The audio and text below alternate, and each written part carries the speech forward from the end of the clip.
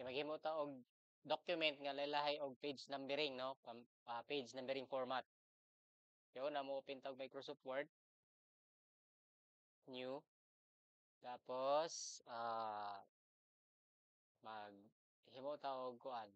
Sample, 5 unom ka document kaya ang 5 line og number formatting, ang ikanom lahi pud siya. Ayan, 5 ka page dayon unom. Ayan, unom na. Okay, unom na sa page. Karon, mag-insert ta og numbering.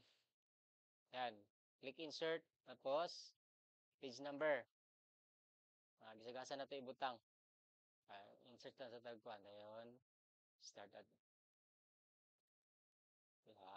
assuming na inana nga numbering, numeral. Okay, then, okay, na.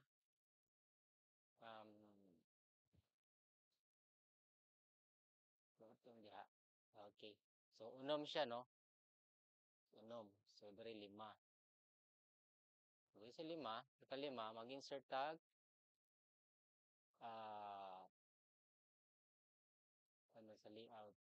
Ito ka sa layout, and then click ka sa page break, and then, there is a section breaks, click ang next page. Ayan. So, natano, kita na to nga, naka-kuha na siya. Ayan. Na siya page break or section break.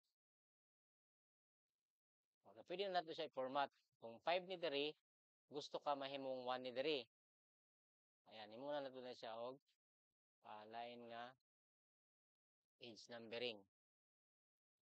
Diri. Ano, delete. Yan, right click. Dayon, format number. Tapos, lahi na po siya. Start at 1. Ayan. Okay. So, sa imong page 6, ang sugod na og 1. Pero sa imong 1 to 5, 1 to 5 po siya. Ana ra siya kadali.